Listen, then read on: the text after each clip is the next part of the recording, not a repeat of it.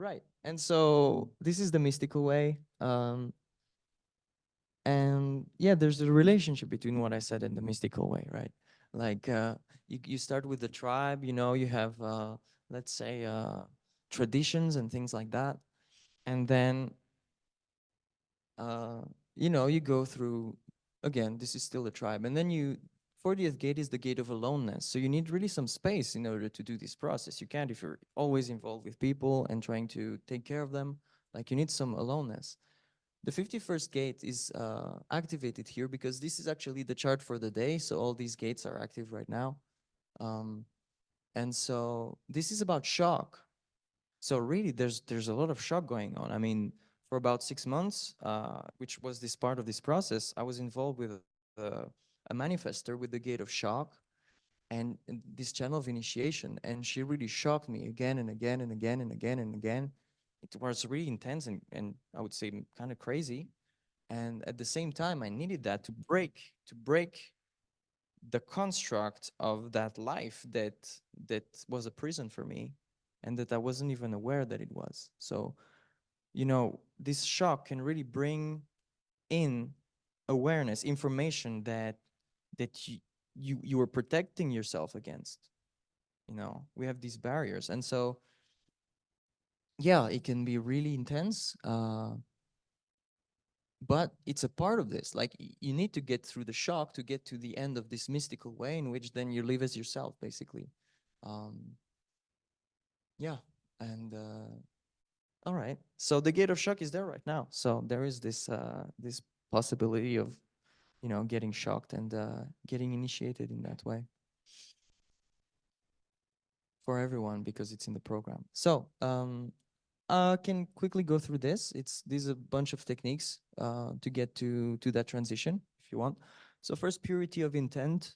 That can be very useful. It's like is this thing where you really start to focus deeply on this. This is what I want to do. I'm focusing on it and I'm doing it and not getting too distracted by other things. Uh, Understanding concepts like ego, fear, like it's the same with what I said that I first understood theoretically that it's all one and that the universe is perfect. So ego, like really, there's a certain definition that Jen McKenna uses in his books, which is maybe different from, you know, it's not the same as the ego center. It's not the same perhaps as some of other descriptions. And I felt that, well, it seemed clear that once I really understood ego and fear the way it was described, that was really a part of what was needed. Memento mori. Uh, to me, well, it can be scary at first to do that. It means remember you're gonna die, and well, it was really, really, really indicated in the book, and I did it like very seriously every day. At some point, I had an alarm clock every like hour that would just ring, so I would remember. And in the end, it really becomes such a beautiful thing. I mean, for me right now, when I do this thing, this is where the gratitude comes flowing. It's like, wow, I'm here, and like it's just magic. So and you know, the sun right now, the sun in the wheel is activating gate 60, which is about limitations, and it has a lot to do with death. And it also was a beautiful description by Martin Grassinger that there's acceptance, right? You accept that the limitation, but when you go deeper, is the gratitude.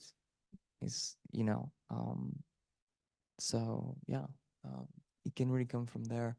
Then prayer, and I added slash law of attraction because that really worked for that for me. It's like understanding that I'm attracting what my frequency is emitting, and so I really, with that purity of intent that this is what I want, like I attracted from the universe, who is also me, what I needed to make the transition. So it can seem like, oh, it's not gonna work, but you know, like if you try, maybe you'll see. So spiritual autolysis is simply writing. It's basically you write, it can be in a journal, it can be in a computer, but you just write what you think, and you try to get really clear about what things are, what you know for sure, what you want.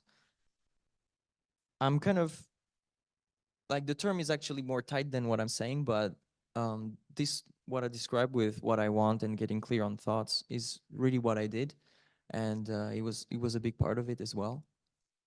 Deep full breaths. So we started with breaths, and this is really to calm down and relax, because I think most people bring in the upper chest and pretty fast, and they don't exhale fully enough to have this depth. And for me, this breathing, when I it started becoming so important, like, because also the process can be really stressful, right? You get shocked and things like that. And if you learn to breathe right, then you calm yourself down, and you can have space for a better understanding of what's happening. Uh, Witnessing is a bit like passenger consciousness. It's about just watching what's happening, and like from an external perspective. Dropping the thoughts can be useful. Surrender. Surrender really here is the same as what's under it. Like remembering fear, ego. Like when you understand these concepts, for me was when I remember them, then I want to let go, because I don't want to live in fear. So yeah, when I remember that, when I remember ego, which is this illusion of being separate, uh, and the fear that I would rather live in gratitude, then I let go. I'm like, you know, it's a bit like doing a mini death and rebirth, uh, and then getting back to this other state where if you know you're not in control, because it's all the universe is doing. You don't have to worry so much or something, like, and especially if you know it's perfect. So um, yeah. All right. So am I gonna go through this? I'm kind of eager to get to the next part. Um,